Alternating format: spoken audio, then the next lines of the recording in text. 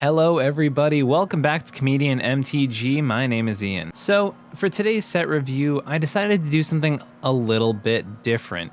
Now, normally with set reviews, I am just trying to get them out as soon as possible when the set comes out to really get an idea of what's happening in the set and things like that. With this set review, I decided to take a little bit of time. So it's been about a week since the full spoiler. I have watched other content creators and their set reviews, and today I'm just throwing out some hot takes. I'm gonna try this format today and see if it works, and hopefully if it does, we'll keep it in the future. We're gonna have the first episode of Hit or Shit. So the idea is that between watching other content creators and their set reviews and analyzing cards from what I hear about people talking on the Discords, from what I hear about people talking throughout all of cEDH, I'm basically taking what I hear from the community and what I hear from some of the best deck builders out there, and then refining those opinions and then bringing you a set review that I feel like you all can really enjoy. So without any further ado, let's jump right into it. First up today is the card being affectionately known as the Fish Stick. It is Esper Sentinel. For 1 white, it is an artifact creature human soldier. Whenever an opponent casts their first non-creature spell each turn, draw a card unless that player pays X, where X is Esper Sentinel's power. It's a 1/1. Now, there has been a lot of back and forth on this card, and a lot of hype surrounding this card. First of all, I'll say it without hesitation, this card is a major hit.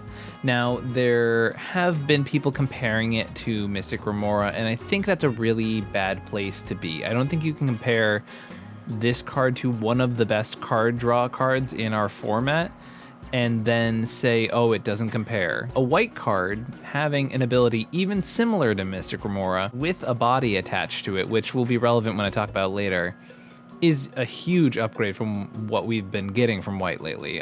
The fact that this card is card draw that can come down early. One thing that it has over Remora, which is really interesting, is the fact that it is a one-time investment. You pay a single white mana into this and it's on the field and you have a 1/1 and it's there, as opposed to Remora, which costs more over time, and Rhystic Study, which obviously costs 3 as an upfront. Now, one obvious downside for this card is the fact that it only triggers once per turn, but I still think it's really strong. It's a very low investment for what can possibly draw you dozens of cards throughout a game. In any game that goes to a medium to long distance, you are drawing multiple cards off of this card. It is a card that is either A, slowing down your opponents, or B, generating you value, and if you're in a position where you need either A, to slow your opponents down, or B, hard draw in white, this card is fantastic. Another thing to note about this card specifically is it's fantastic with Tymna. Having this curve into an early Tymna is amazing, and it's generating card advantage on its own. Obviously, a 1/1 isn't the best of bodies, but it is a 1-drop creature that can get in before anyone's able to put down other stuff. Hit. Our next white card is Out of Time. I think this card is a major hit. It is an enchantment for 1 white. When it enters the battlefield, untap all creatures, then phase them out until Out of Time leaves the battlefield. You get to put a time counter on Out of Time for each creature phased out this way, and it has Vanishing. So for those who don't know, Vanishing is a mechanic where on your upkeep, a counter is removed from that card, and when eventually all of the counters are removed, you have to sacrifice that permanent. This is a 3-mana board wipe, no matter how you look at it. Obviously, the less creatures are on the battlefield, the less impactful this card gets. So if you're in a position where you really need to remove 1 or 2 creatures, then this card's probably at its worst. However, if you are, for example, playing a mid-range Turbo-Naz deck and you need a board wipe and you don't want to pay 10 life into Toxic Deluge, and there's about 13 creatures on the board, this card's fantastic. Now, that's obviously a huge example of that card at its best, but I'm talking about a medium case. Let's talk about there are 5 creatures on the board. Even if one of them is yours, but it's a creature you can afford to have wiped off the board, this card's great in that scenario. You play it, and then you have 4 or 5 turns without those creatures. In a game of cEDH, I think some of the long games, they may last up to an hour and a half, hour 40 minutes, but they're like 7 or 8 turns. So Out of Time is really, really strong. And once again, this only triggers on your turn. It's not like it triggers 4 times rotating around the table. It is only once on your turn.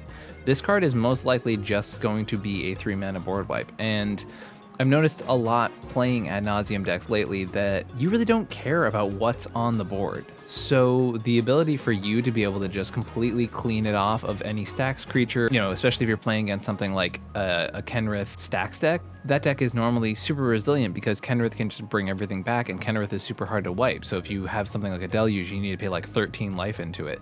So Out of Time is like fantastic if you're running into a lot of decks like that, against decks like Winota, things of that nature. If you are specifically coming from the aggro side and you want to play something like Out of Time, it makes a lot of sense, and it's really, really strong, and it's really cheap for that effect. Not only that, but Out of Time is also a little broken with Aminatou. The way it basically works with that commander is that you can keep flickering your Out of Time, and it'll keep adding more and more counters if people keep trying to develop things onto the board. And what eventually this creates is a scenario where, as long as you can flicker Out of Time with Aminatou, you have a permanent way of sorcery speed, making sure that there are no creatures on the board. So that's a really powerful interaction, and if I was responsible for the Aminatou primer, I would feel very compelled to play this card. Major hit, happy to see Out of Time.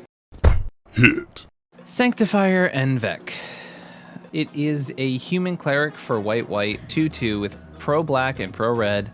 When it enters the battlefield, exile all cards that are black and red from all graveyards, and if a black or red permanent, spell, or card not on the battlefield be put into a graveyard, exile it instead. This card is so close to being a hit, but in my mind, it's pretty shit. The only time I really like this card is in a meta where you are seeing just like a ton of Reanimator decks. So if you're seeing a lot of Villis and a lot of Razaketh, a lot of World Gorger Dragon or Sire of Insanity, things like that, then Sanctifier en-Vec is good. But those aren't the things at the top of the format. Now, you might look at this thing and think it stops Breach in some way, because obviously Breach is a red card, but it really doesn't. So as far as dealing with the things that are most problematic in cEDH, it doesn't. And therefore, for me, it's pretty shit.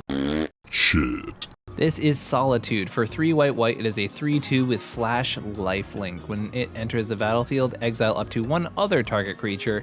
That creature's controller gains life equal to its power, and you can evoke it by exiling a white creature from your hand. Solitude has been talked about a lot, and I feel like I see it on every set review. And people go into the conversation kind of hyped about it, but leave the conversation in the world where they're like, but it actually doesn't see play anywhere. And it's kind of disappointing because it's a really cool effect and it's a really powerful card. But the problem is, white is one of the least played colors in cEDH right now, and it's not a color you have an abundance of in your decks, even if you are playing a deck with white in it. I know a lot of people are talking about like 5 color decks in which they're like, I have 7 white cards, and that was considered like a lot. So this card I just don't think we'll see play. Even in lower color decks, I think it is going to be hard pressed to see play. That being said, I think one thing that it does particularly well is the fact that it is a creature. So white is particularly good at taxing non-creature spells, as we saw with Esper Sentinel earlier. Because of that, Solitude gets around all of those tax effects. So if you are in a situation where you think you want a force effect that is a Swords to Plowshares but avoids all the taxes in your deck, then I think Solitude would actually be an interesting include in that scenario. But apart from that, as an overall grade, I'm giving it a shit. Shit. In my opinion, we have a major hit here. Dress Down is an enchantment with flash for 1 and a blue. When it enters the battlefield, you draw a card. Creatures lose all abilities, and at the beginning of the end step, you sacrifice it. This card is absolutely fantastic. I am so hyped on this card. There are just so many things it can do. If you remember just earlier when we were talking about Out of Time, there are scenarios where you are going to play against a deck like Kenrith Stacks that has all creature stacks on the board, and you know you can't get through all of them with like a Rushing River, and they have multiple Rule of Laws, maybe they have a Collector Roof as well, and you know you just cannot power through that. With Dress Down you can. Most ad nauseam decks nowadays are playing blue, and the fact that Dress Down goes in my opinion, all of those decks, it is super fantastic at just destroying the board full of creature stacks. Obviously, it doesn't actually destroy them, but when you're playing a super aggressive deck, you just need 1 turn. And not only is it super strong in that sense, it cantrips. This card also draws you into more spells. It also can just cantrip if you know it's not going to be relevant in that game, although I highly doubt that there are going to be scenarios where this is not a relevant card. It's also a defensive card. On top of the fact that it has that proactive application, you can also just shut down a Thassa's Oracle. If you know your opponent's going to go for that this turn, you can shut down a creature win. There are just so many different things that can happen with this card defensively that it's really fantastic. If your opponent's about to resolve a Dockside for like 13 mana, you say, actually, creatures don't have abilities this turn, so you're not going to resolve a Dockside. It's amazing. I think it's a really strong card, and I have not seen such a unique card become a format staple so fast. There's going to be another card that we're going to talk about later that's one of those obvious staples, but I think Dress Down is a card we're going to see a ton of. I just can't wait to pick up my very nice copy of this card and have maybe multiple, because I think it's going to see play everywhere. Major hit. Super happy to see it. Hit.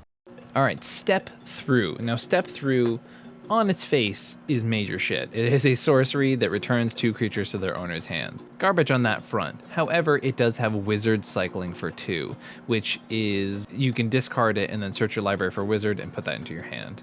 Obviously, we're specifically talking about a deck like Inala that would really appreciate this, but also we're talking about lower color decks that are going onto the Paradigm Shift Thassa's Oracle plan. Being able to fetch out your Thassa's Oracle out of your deck is really strong.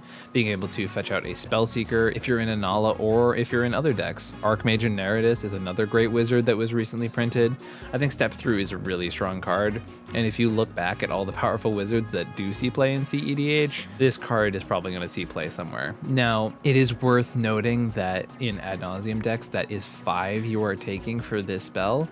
However, there are going to be decks where it's really worth it to play this card, and I think despite the front half being shit, the wizard cycling ability is definitely a hit. Hit. Because Modern Horizons 2 is all about really weird board wipes, let's talk about Dam. Dam is a sorcery for black that says destroy target creature. A creature destroyed this way can't be regenerated, and it has Overload for 2 and a white. I am very high on this card. Once again, this is more of Ad Nauseam Shells. The fact that this is a board wipe that only hits you for 2 in an Ad Naus deck is very strong. It is a board wipe that mitigates a lot of the downsides for being a board wipe. Board wipes that are efficiently costed usually have some sort of condition to them. This one sort of has the opposite in that its condition is sometimes you can just play it as a sorcery speed removal spell. I'm very high on this card. Sorcery speed removal, despite being much worse than instant speed, is still very playable. And a sorcery speed removal spell that has the upside of just completely wiping the board when you need it, I think this card is fantastic. I like it way more than Toxic Deluge in a lot of decks. In a lot of metas, I like it way more than Deluge. Now, if you're in a meta where you only ever Deluge for 3 or 4, sure, it doesn't really match up in that way. In my books, Dam is a major hit, and I cannot wait to sleeve this card up. I think it's amazing, and it's gonna make impacts on a lot of games. Hit. This set just has a lot of really good cards, and this is maybe one of the best, if not the best. Dauthi Voidwalker is black for a 3/2 with Shadow. Shadow, huge representation for an old mechanic, but if a card would be put into an opponent's graveyard from anywhere, instead exile it with a void counter on it. And you can sacrifice Dauthi Voidwalker. Choose an exiled card an opponent owns with a void counter on it. You may play it this turn without paying its mana cost. So the worst case scenario for this card is that it's an unblockable 3/2 that's a Leyline of the Void, a one-sided Rest in Peace. The upside of this card is that not only does it do that, which is already insane for only 2 mana, especially in a deck with Tymna, an unblockable creature that is an active stacks effect, but it also allows you to tap and just take one of the cards that get exiled with it, and not just cast it for free. This card, to be clear, major hit. It changes the dynamic of play. Your opponents cannot cast an Ad Nauseam into this card knowing that there's a chance it can get countered. Because what happens in that scenario is, say player A goes to cast Ad Naus. You're there, player C, with a Voidwalker. Player B goes and counters that Ad Naus. Now you have a free Ad Nauseam just by tapping Voidwalker. This card is amazing. it is like absolutely fantastic. You can literally cast any card. You can play any card. You can play a Gaia's Cradle if one of those gets exiled and you want to sacrifice Voidwalker for that. Like, it is so pushed. This card is so many things in one. And it's fantastic with Tymna. It's fantastic without Tymna. You do not need Tymna for this card to be amazing. It is just an active stacks effect on the board that also can present a win con. I think this card is at comparable power levels with Drannith Magistrate and like arguably better than Drannith Magistrate. This card's very, very strong. For 2 mana, this card does so much. It's just a clear hit. It's a fantastic card, and I think it changes a lot of stuff in the format right now. Hit. All right, we all know Profane Tutor's broken. Covered it last week. If you want to know how Profane Tutor is absolutely demolishing our format, you can click up above. I will leave a tag for that video up there, and you can go watch the Cody video. Basically, Cody plus Profane Tutor makes the most consistent quick ad nauseum deck in our format, and it's in 5 colors. So yeah, you should go check that video out where I go into a little more detail. Hit. I am so excited about this card. It is Unmarked Grave. Unmarked Grave is a sorcery for 1 and a black. You get to search your library for a non-legendary card, put that card in your graveyard and shuffle. We got a second Entomb.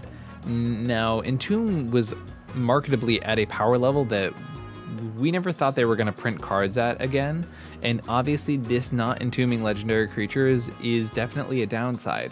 However, I see 2 major winners for this card. The first of which being Protean Hulk and the second of which being Worldgorger Dragon. Those are 2 non-legendary creatures that see a decent amount of play in our format. They are solid win cons dating back to a very long time ago, and it's really awesome. I'm a huge Protean Hulk fan. Worldgorger Dragon is one of the things that got me into cEDH, so both of those win cons hold a really, really special place in my heart, and the fact that there are cards that make those win cons even better now just makes me super happy. Now you don't have to play things like Buried Alive to get your Worldgorger in your graveyard. It cleans up a lot of stuff with decks like Barals, a lot of low color Hulk decks. I'm a big fan of like Tymna Kodama, playing Hulk in those types of decks. So the fact that Unmarked Grave is here, making a lot of the decks not winning with Thassa's Oracle just a little bit better, it's just an awesome thing for the format, and Unmarked Grave is immediately a hit in my mind. Hit. Which is why its counterpart, Persist, is unfortunately so painful for me, and I think it's kind of a shit. Persist is 1 and a black sorcery. You return target non-legendary creature from your graveyard to the battlefield with a -1 counter on it.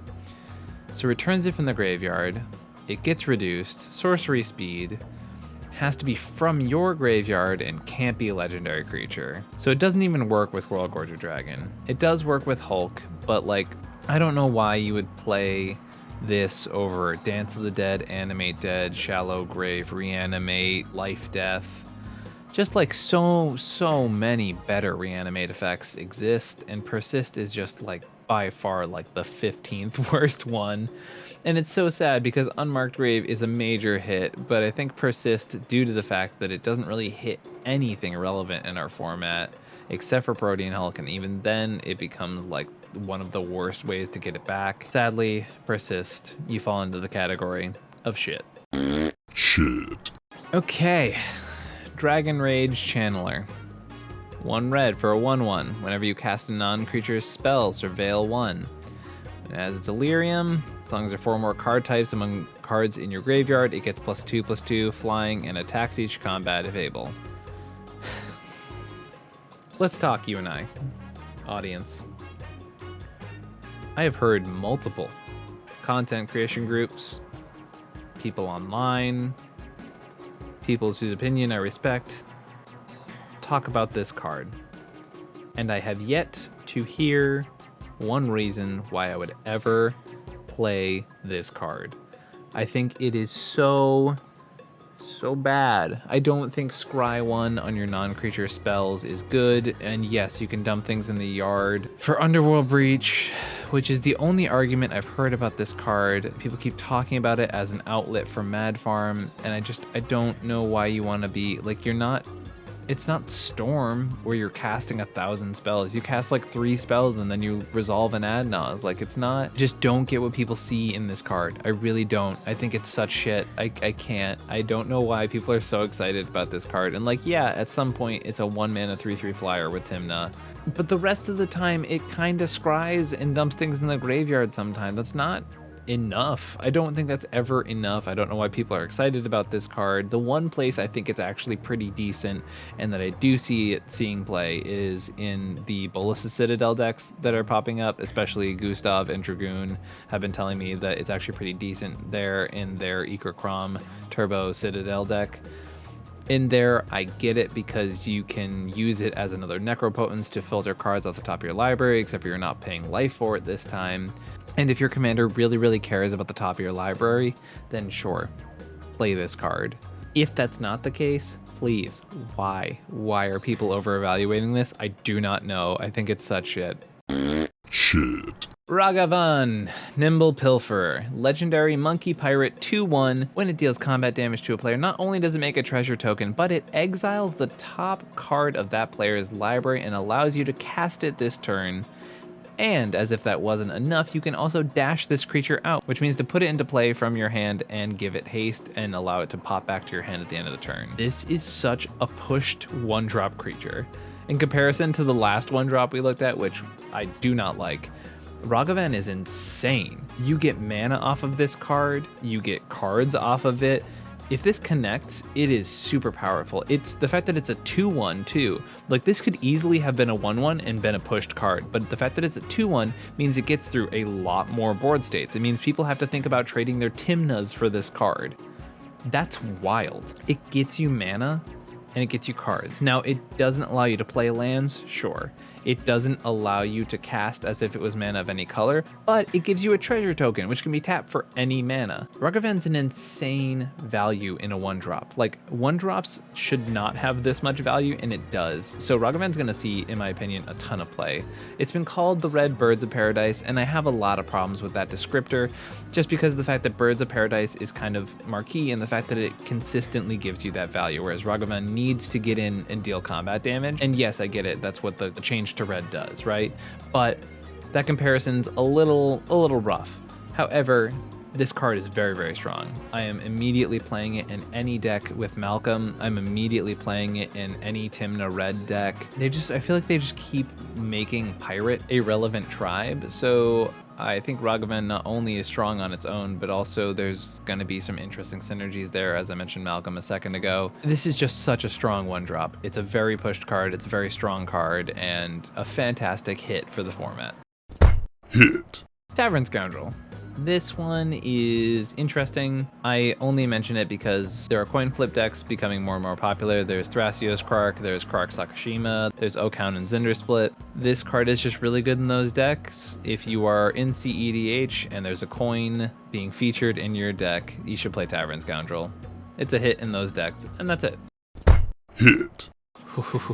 This next card, I just don't think is being talked about enough for how good it is. Endurance is a 3/4 elemental incarnation with flash and reach. When it enters the battlefield, up to one target player puts all the cards from their graveyard on the bottom of their library in a random order, and you can evoke it by exiling a green card. So obviously it is part of the cycle that we saw Solitude from earlier, but this one just does so much more. First of all, it is way more castable as a 3-drop that has a decent body to it. The fact that you can hard cast this, I think, makes it a lot stronger, just because it comes in handy. It also is on a good place on a curve, so it just straight up like replaces Loam Shaman in Yisan decks that are still playing that would try to hate out the graveyard that way. The most important part about this card, however, is that it stops the top premier win cons in our format. The top being Underworld Breach and Thassa's Oracle. So if your opponent has a bunch of cards in their graveyard and they go to Oracle, they exile their library, you can then Endurance by either exiling a card from your hand and casting it for free, and getting around non-creature counterspells, which I can't emphasize enough how strong that is. Like, Spell Pierce doesn't hit it, Force of Negation doesn't hit it, Fierce Guardianship doesn't hit it. I can go on and on. So you get around all of those cards, and then you say, all right, now shuffle your graveyard into your library. And so what, they have a Thassa's Oracle and one other blue pip, but now you're putting 6 cards back into their library. and their Thassa's Oracle trigger fizzles. And that's awesome. I guess it doesn't technically fizzle, but it just makes it so they don't actually win the game right there.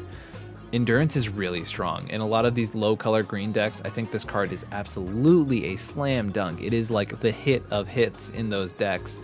Fantastic for lower color decks. Those decks have always just wanted like just one thing to be able to consistently do on a powerful basis that could stop Thoracle happening. And this is it. I think this is super awesome. Not only that, but it stops Underworld Breach combos going off. Green is just a much more relevant color in multicolored decks, so you can exile a mana dork with this, which pays off a lot better than, for example, just a random white card like with Solitude. Endurance is fantastic. I think it's an amazing card. I don't think it's being talked about enough. Major hit. Hit. All right, so we are... I guess I forgot to mention with Profane Tutor, there is a series of suspend cards in here that have sort of opened up a new avenue for Yidris, which is interesting, and obviously anyone following me in the MLC knows I've been playing a decent amount of that deck. But let's talk about Gaea's Will first. Basically, we can skip right to it. It's a green Yawgmoth's Will. It has Suspend 4, it has no actual mana cost, but until the end of turn you play lands and cast spells from your graveyard, and if a card be put into your graveyard from anywhere, exile it instead. Literally just Yawgmoth's Will, in what feels like a more appropriate color for Yawgmoth's Will effect to be in, if I'm being frank. Gaea's Will is super strong if you can cast it for free, basically. So in a deck like Yidris, where I think there's going to be testing happening with a Yidris deck playing Bolas's Citadel, and trying to play a bunch of these free cards. So things like Ancestral Vision, Profane Tutor that we mentioned earlier, talking about Gaea's Will itself, maybe things like Lotus Bloom, the Black Lotus with Suspend. I think there is a very powerful thing that can be done given the fact that Yidris and Bolas's Citadel can both break parity on these cards and make them castable. I would love to see that be a real deck, and I'm definitely going to work on making it a real deck. So we'll see if that actually pays off, but I'm very excited for it. Hit. Slam dunk, major hit, Ignoble Hierarch. It is just a color shifted Noble Hierarch for green, it has Exalted, 0/1, but instead of tapping for Bant mana, either green, white, or blue, it taps for Jund, black, red, or green. It's a fantastic card. People have been wanting this card for a long time. Another mana dork that taps for a variety of colors is just a great thing to have in the format. It's a fantastic card. I'm so glad it exists. It's especially nice because Thrasios Vile Smasher combinations always felt like they kind of wanted a Noble Hierarch-esque mana dork that gave them a variety of colors to tap for, and now they have one. This is just a really good card. It's an instant format staple, major hit. I don't want to say too much more because there's really not much to it. It's just a staple right away. Great card. Hit. Sanctum Weaver is a 1 in a green for a 0/2 enchantment creature dryad. You get to add X mana of any one color when you tap it, where X is the number of enchantments you control. The reason this is being mentioned is not just because Enchantress is super cool, and eventually there's going to be cEDH Enchantress deck, which I hope there is, that's pretty dope, but it also is a new, fresh combo piece with Freed from the Real and Penem Zora. And that's about it. Just having another one of those effects is really cool because it becomes the second enchantment, the first one being Sanctum Weaver itself. You can make infinite blue, filter that into infinite of any color, and you've got infinite mana on your hands. Super great hit if you are playing any of these collector oof style, I want to make infinite mana anyways decks.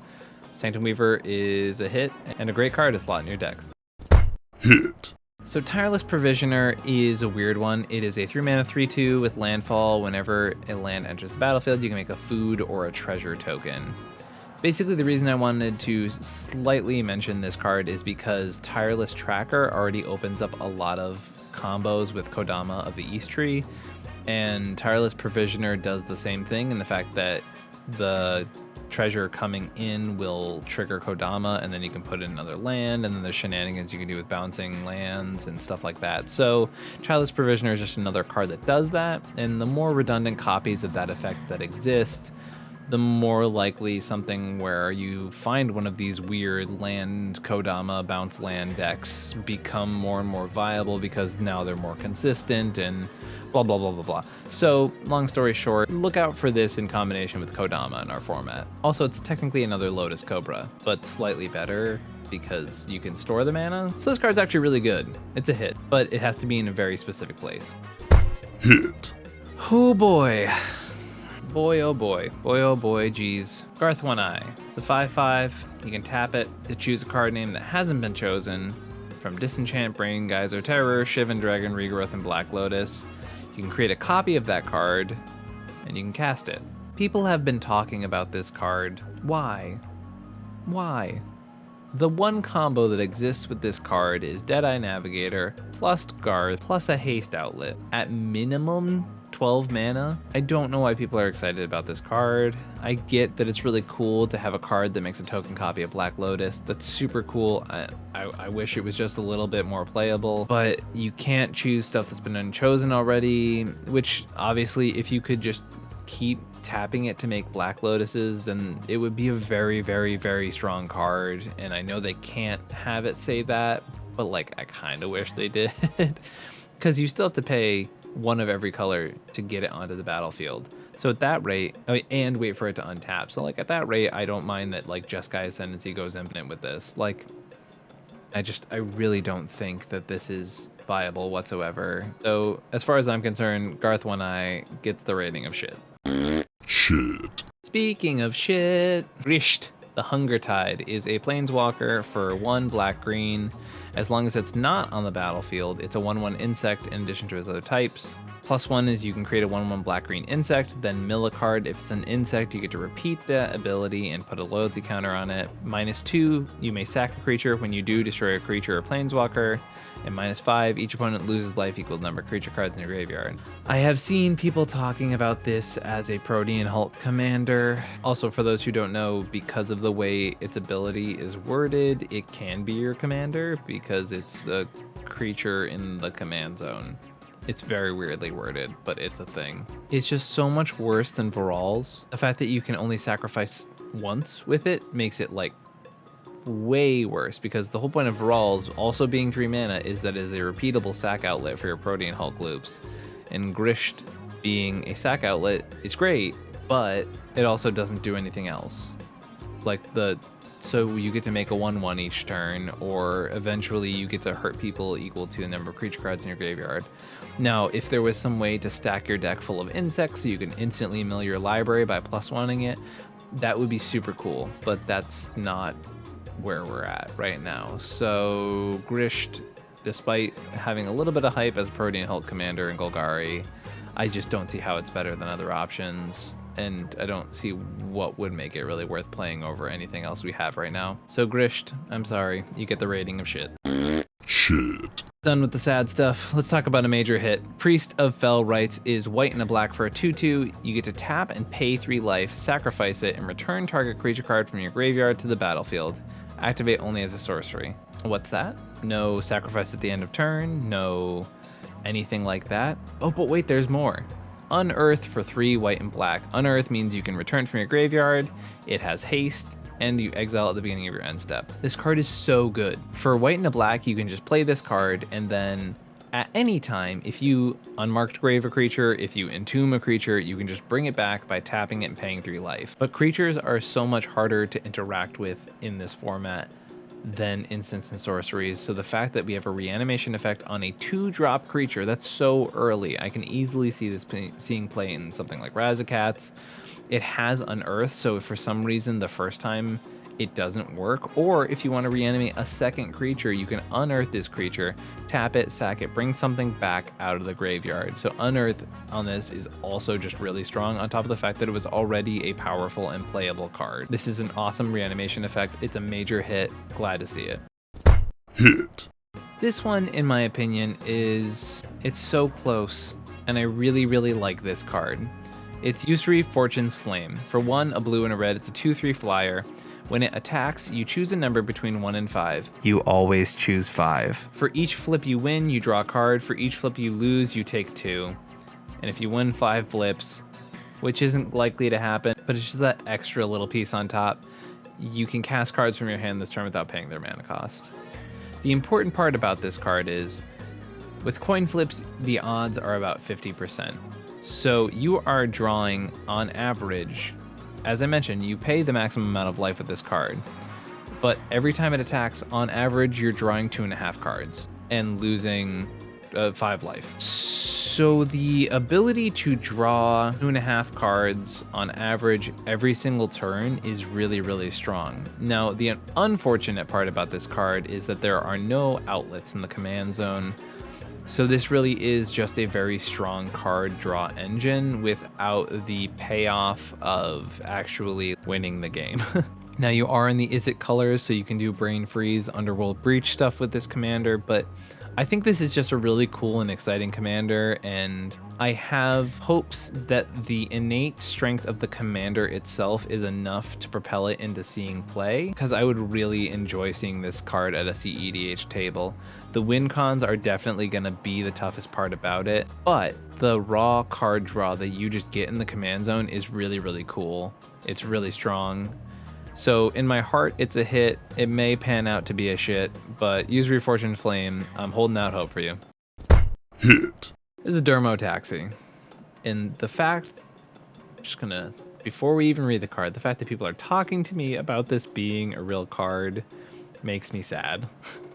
It is a 2-mana vehicle. It's a 0/0. It has imprint. When it enters the battlefield, you exile a creature from a graveyard. That's important. It actually is decent in that respect. But you have to tap 2 untapped creatures you control, and until the end of turn, it becomes a copy of the imprinted card. It's also a vehicle artifact. Clever card design. Actually, if you really pay attention to the details of the card, it's pretty cool. But it's a lot of hoops to play a reanimation effect. It's one that can backfire pretty badly. So say you have a Razaketh in your graveyard, you play Dermotaxi, you exile Razaketh, and you go to tap those untapped creatures, and while that ability is on the stack, you can still have your Dermotaxi blown up, lose your Razaketh forever, and then not have a reanimation. I've seen this talked about as reanimation piece for obviously classic reanimator decks like Razakats.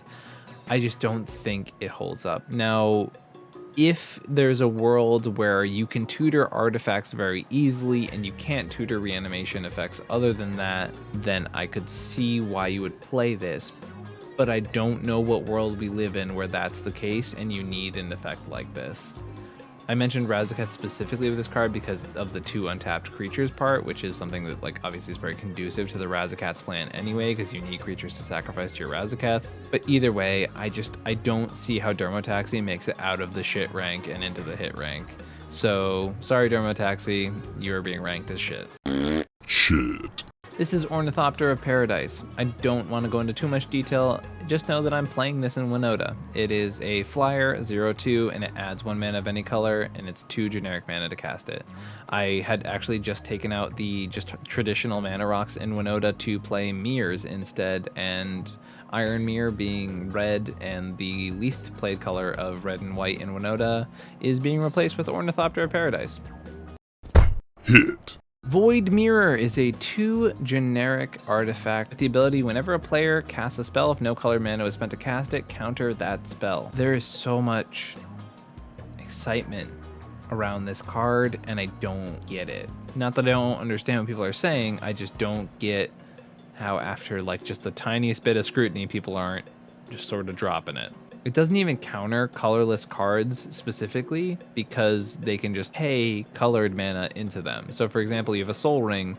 If you tap a forest to pay for that Soul Ring, this card doesn't counter it. It does counter free spells, but unlike something like the Vinia, which is really strong due to several parity breaking abilities, this is a symmetrical effect. So I had people asking me about this for Belby. I was like, first of all, you can't even cast stuff off Belby's ability exclusively because you'll counter your own stuff. You can't play any Moxen. You can't play a Chalice for 0 to slow down your opponents. This card is just weird because people are excited about it and I don't see how it's good. It hurts you just as bad as it hurts your opponents. Now, if you are a deck that can break parity on this effect and a deck that is confident that you're not locking your opponents out of using their Force of Wills to save you, then sure, play Void Mirror. But I don't think a deck like that exists. I think you have to really break parity on this card to play it, and I just don't think anyone does. And because of that, I just don't think it makes the cut for cEDH. So Void Mirror, looking into you, I see nothing but shit. Shit. Urza's Saga. Not the set, no, the land. It is a saga. on a land, an enchantment land saga. When it enters the battlefield, the first chapter goes off and it gains tap to make colorless. The second turn, it gets Urza Saga gains 2 and tap to create a 0/0 colorless construct artifact creature token. With this creature gets +1/+1 for each artifact you control, affectionately known as a construct.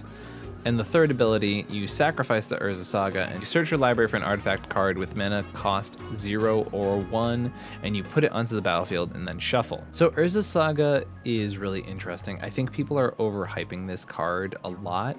I think people aren't respecting the fact that you do have to sacrifice this card later in the game. And yes, you can go grab your Soul Ring or your Mana Crypt off of it, and that's awesome. That's great. I think the place in which this card actually earns its spot is in decks like Elsha or Magda, in the fact that they have 1-drop cards that are win conditions in that deck. So, for example, Elsha goes and fetches Sensei's Divining Top, and that's a win condition. And that's the situations where I see Urza Saga being really, really worth it, when they are fetching a piece that is really integral into your game plan and you don't have black in your color identity.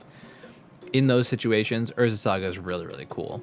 The other times, it's really hard to validate playing a colorless land in cEDH. I play a lot of decks that have the ability to play a few extra colorless lands, and even then, a lot of like really strong lands fight for contention. Things like City of Traders, which is a very powerful colorless land, don't see a bunch of play in the format.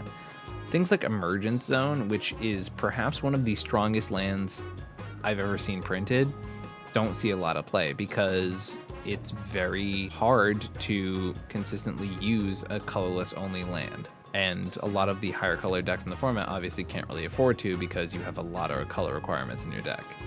So for that reason, Urza Saga, it is a hit in very specific places, but I think a lot of people are overestimating how many places that will be. Hit. And finally, a very quick hit, Yavimaya, Cradle of Growth, legendary land. Each land is a forest in addition to its other land types. Now you may recognize that text from Urborg, Tomb of Yawgmoth. This is a color shifted version of that effect. Green gets everything, blah, blah, blah, blah, blah. It's awesome in low color Tainted Pack decks. It's a very powerful land. It really removes a lot of the punishment from playing colorless lands like we were just talking about. So Yavimaya, Cradle of Growth, easy hit. Hit.